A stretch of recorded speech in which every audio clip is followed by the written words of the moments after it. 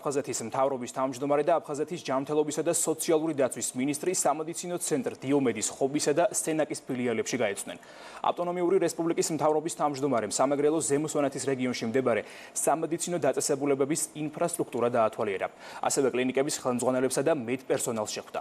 მონიტორინგი აფხაზეთიდან დევნილი ბენეფიციარებისთვის ხარისხიანი სერვისების მიწოდებას ისახავს მიზნად.